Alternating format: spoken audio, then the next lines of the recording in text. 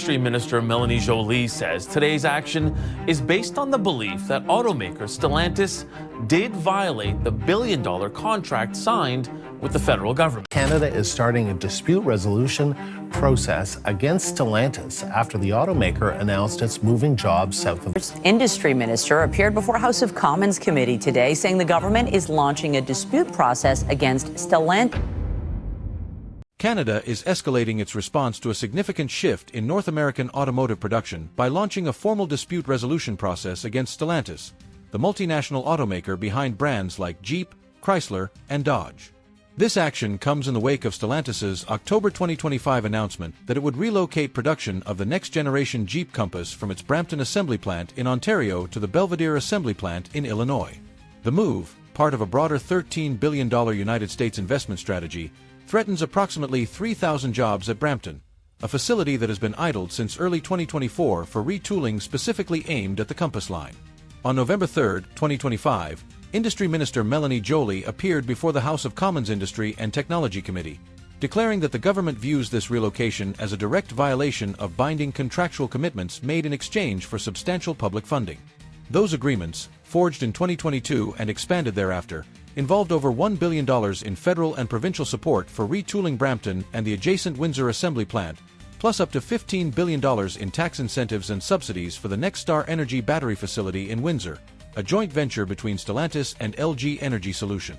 Joly outlined that the 30-day dispute period, which commenced immediately, requires Stellantis to present a comprehensive remediation plan, including timelines for restoring equivalent production to Brampton and mechanisms for repaying misused taxpayer funds.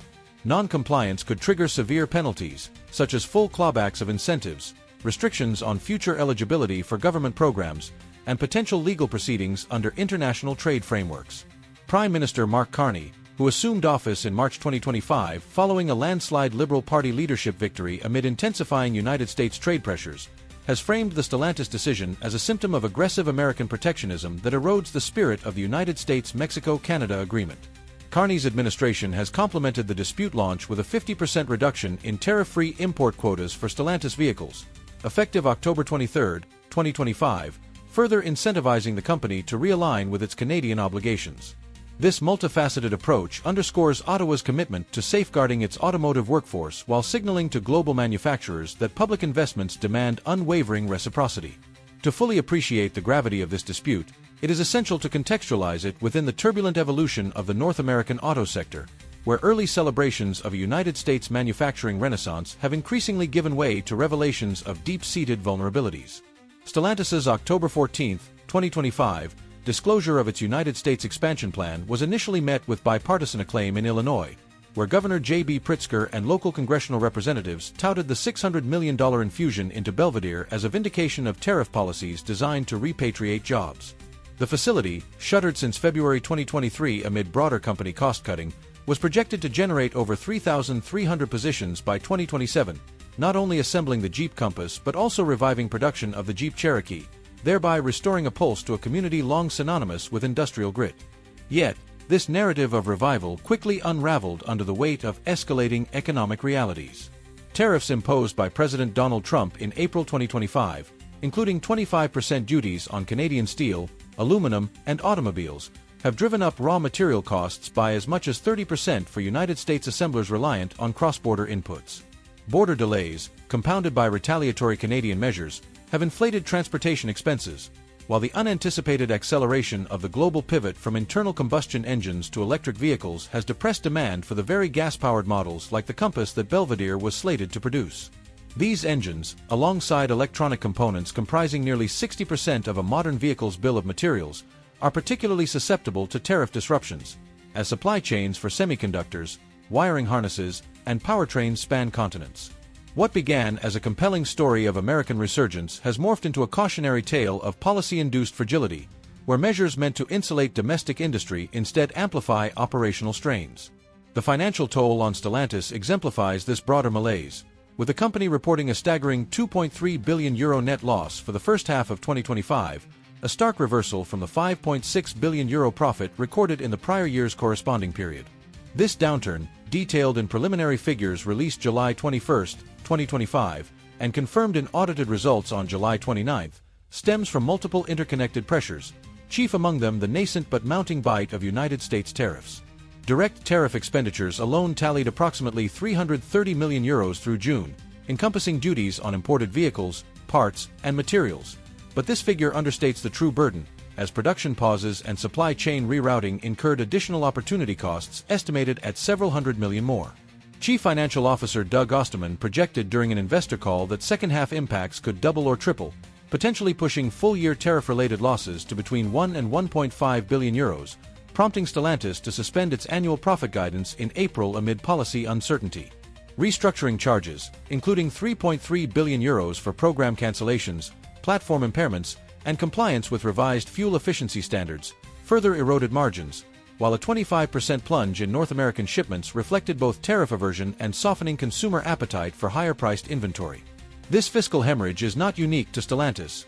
Volkswagen Group absorbed €1.3 billion in tariff costs by mid-year, slashing its profit outlook from 5.5 to 6.5% to a more modest 4 to 5%, with luxury arms like Audi and Porsche enduring 64% and 91% profit contractions, respectively. General Motors, too, disclosed a $1.1 billion quarterly operating profit shortfall in Q2, contributing to a 35% net income decline, as tariff exposure forced inventory drawdowns and deferred investments in Michigan and Ohio facilities. These corporate ledgers paint a picture of an industry besieged, where tariff stacking, overlapping duties on shared components, pushes effective rates toward 38%, rendering cross-border assembly economically untenable and compelling a painful recalibration of global footprints. Beyond corporate balance sheets, the human and communal dimensions of this tariff regime reveal a landscape of quiet desperation, where promised prosperity yields to pervasive insecurity. In Belvedere, a Rust Belt enclave whose fortunes have long mirrored the auto cycle, the 2019 peak of 5,000 workers across 3 shifts evoked memories of unyielding production lines churning out Dodge Chargers and Chrysler 300s. Local ecosystems feel the aftershocks acutely. Diners, tool shops, and family-owned garages that once thrived on factory proximity now contend with patronage shortfalls exceeding 20% year-over-year, as laid-off machinists tighten belts and delay big-ticket expenditures. Rockford, the adjacent metro hub, grapples with an unemployment rate of 7.9%, the steepest among Illinois' major urban centers, fueled by ancillary layoffs in logistics and component fabrication. A September 2025 closure of a Detroit-area warehouse by a mid-tier supplier, which blamed unsustainable input costs for axing 150 positions, underscores the domino effect rippling through the Midwest. Stellantis' October announcement of 400 white-collar redundancies across United States operations, coupled with production halts at 2 facilities citing tariff-induced unprofitability, evokes déjà vu for veterans of prior downturns, where pay freezes and benefit erosions became routine. Dealership networks, burdened by tariff-laden lots, have curtailed promotional incentives.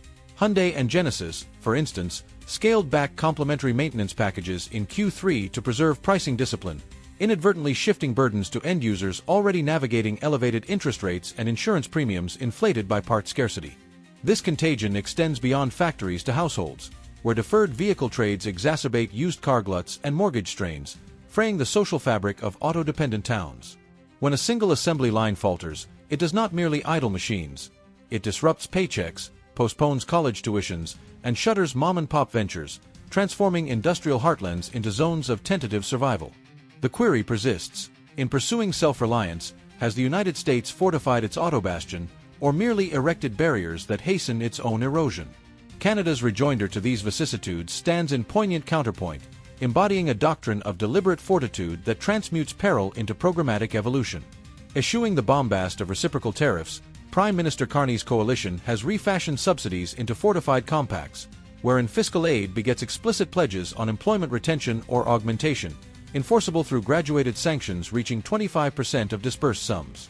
Carney, drawing on his tenure as Bank of Canada governor from 2008 to 2013, has articulated the Brampton pivot as emblematic of tariff overreach, yet his playbook emphasizes inward accountability over outward reprisal, rallying federal, provincial, and union stakeholders to forge pathways for the 3,000 affected machinists, many with 20-plus years honing the compass assembly.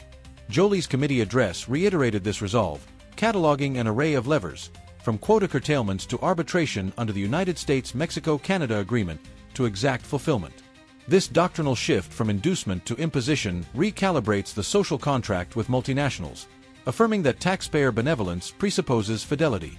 Augmenting enforcement, Ottawa's September 2025 bridge framework deploys $450 million toward reskilling 50,000 workers via sector-specific curricula in automation, sustainable alloys, and digital diagnostics, channeling graduates into burgeoning roles at firms like Magna International and Linamar. A complementary $5 billion adaptation reservoir bolsters enterprise agility, subsidizing supplier diversification, export diversification into Europe and Asia, and green retrofits, with microenterprises harvesting amplified regional allotments that escalated from $450 million to $1 billion across 3 fiscal cycles. Interim succor arrives through employment insurance extensions granting up to 65 weeks for 190,000 tenured laborers, mitigating destitution while preserving talent reservoirs for emergent paradigms. Far from stopgaps, these maneuvers constitute a symphony of continuity, tethering human capital to fiscal vitality until innovation frontiers mature. Envisioned not as retrogression but reinvention, this schema liberates Canada from antiquated moorings to pioneer the electrification vanguard. Pivotal to this metamorphosis is an audacious stake on battery sovereignty as the fulcrum of enduring autonomy, channeling aggregate investments surpassing $50 billion into a domestically anchored energy matrix. Diverging from United States' fixation on fossil fuel legacies amid tariff tumult, Canada has orchestrated a cascade of incentives mirroring yet outmaneuvering the Inflation Reduction Act, magnetizing commitments that eclipse mere assembly for holistic ecosystem dominion. Foremost among these is NextStar Energy's Windsor Bastion, a $5 billion colossus consummating construction in October 2025 with an occupancy permit greenlighting operations. Spanning electrode fabrication, cell synthesis, and module integration across 11 structures, it boasts 49.5 gigawatt-hours annual throughput, potency for 500,000 electric vehicles, while inaugurating series production of energy storage system cells in November 2025 to hedge against transient electric vehicle demand softness. This pivot, articulated by CEO Dainies Lee, leverages lithium iron phosphate chemistry for grid-scale repositories, sustaining 2,500 hires, including retrained alumni from legacy plants, and fortifying resilience via dual-market agility. Federal infusions of $500 million via the Strategic Innovation Fund, alongside Ontario's commensurate pledges, embed stipulations for Indigenous procurement and ministerial oversight on ownership flux, ensuring alignment with national imperatives. Mere hours eastward, Volkswagen PowerCo's $7 billion St. Thomas Gigafactory, groundbreaking in August 2025, commits 3,000 roles and 90 gigawatt-hours by 2027, notwithstanding headwinds, through $13 billion in phased inducements nurturing cathode refineries and charging corridors. These linchpins, interwoven with ancillary outlays like $100 million in supplier catalysis since inception, transfigure Windsor-Essex from appendage to nexus, spawning satellite ventures in tray fabrication and electrolyte synthesis. From Brampton's Lament, a tapestry of resurgence unfurls, intertwining fiscal rigor with visionary thrust. Canada's paradigm coalesces labor bulwarks, fiduciary exactitude, and inventive propulsion into an indissoluble lattice, where United States bulwarks coerce fealty, Canada scaffolds perpetuity, a subtlety pregnant with perpetuity. This bifurcation unveils cardinal verities on the sinews of 21st century industrial hegemony. Electric conveyances surpass artifacts. They incarnate bedrock, arbitrating commerce vectors and prosperity arcs. Command of cathode-anode alchemy bestows sway over ingenuity cadence and fiscal thresholds, reconfiguring pacts and subordinations.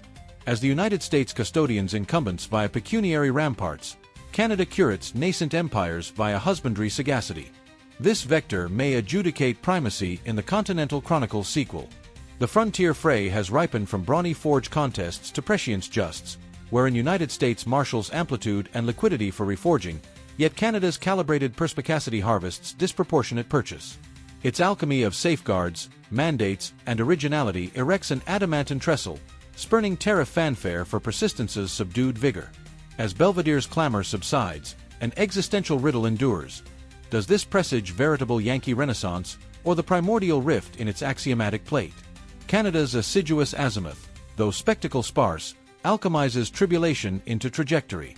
Ergo, the lodestar congeals. Which furrow forges imperishable suzerainty, the anvil of duress or the keystone of endurance? Transitioning to collateral currents, the byways intensify for continental hauler and carrier fabricators. From November 1, 2025, the United States enshrined a 25% impost on medium and heavy-duty truck ingressions, yoked to a 10% levy on omnibuses, recasting a dominion already quivering with tenuousness. Enshrined via Section 232 of the Trade Expansion Act for aegis exigencies, these imposts ensnare all extraneous inflows, albeit United States-Mexico-Canada Agreement conformance earn circumscribed absolution, duties confined to non-American constituents. President Trump substantiated the augmentation as indispensable to buttressing the mainland haulage vertebrae, vouchsafing autarky in conveyance and martial translocation contra prospective fractures. For Canadian venturers, however, the fiat descends as an abrupt barricade. Edison Motors, an avant-garde electric hauler pioneer ensconced in Golden, British Columbia, admonishes that adherents could vitiate United States vending sans usuria surcharges. Per exemplar, each Leviathan semi from their phalanx might accrue up to $100,000 in accreted imposts, a disbursement the entity deems uningestible sans margin evisceration per conveyance. This necessitates prospective escalations in pricing for Yankee acquirers, inexorably throttling requisitions and constricting transfrontier flux that heretofore coursed untrammeled. In 2024, Canada funneled circa $5 billion in haulers southward whilst imbibing $9 billion, limbing the symbiotic enmeshment now menaced by fiscal abrasions. With 20,000 Canucks moored to this niche yet cardinal realm, every augmentative impost infuses caprice. Dennis Derby, steward of Canadian manufacturers and exporters, portends that undulations could destabilize fabrica-centric hamlets, straightening familial exchequers and imperiling civic moorings. Stratagems sculpted to galvanize Yankee fabrication now hazard unspooling the symbiotic reticulum propelling mainland verve. From Golden's Sylvan ateliers to Saskatchewan's montage halls, ventures recalibrate stamina brinks, musing viability amid numerary adversities. For frontier-spanning hauler artisans, these excises transcend mercantile tussles, they probe tenacity. As rigors burgeon, the pith emerges. How manifold ancillary dominions will brave the onrush air protectionism's levy careens them irremediably amiss. Your cogitations on these protean dialectics prove invaluable. Proffer them in the colloquy beneath. Gratitude for partaking this odyssey, and recall to affiliate for perpetual illuminations into the potencies sculpting our communal